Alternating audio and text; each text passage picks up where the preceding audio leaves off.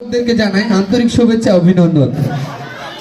আজকে দারাজের সানকেজি স্কুলের সাংস্কৃতিক প্রতিযোগিতা অনুষ্ঠিত হচ্ছে।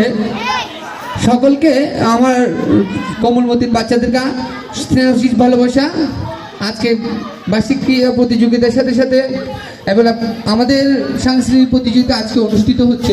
যারা উপস্থিত হয়েছেন তাদেরকে আন্তরিকভাবে শুভেচ্ছা। কারণ আমরা 2026 সালের সাংস্কৃতিক প্রোগ্রামে যারা উপস্থিত হয়েছেন এবং আমি বলবো আপনাদের অভিভাবকরা যারা আজকে উপস্থিত আছেন তাদেরকে আমার পক্ষ থেকে বিশেষভাবে ধন্যবাদ।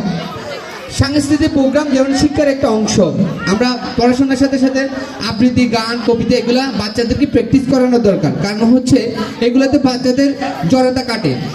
পড়াশোনার সাথে সাথে আমি অভিভাবকদেরকে অনুরোধ করব আপনারা সবসময় গান, আবৃত্তি, সাংস্কৃতিক প্রোগ্রামে বাচ্চাদেরকে অনুশীলন করাবেন।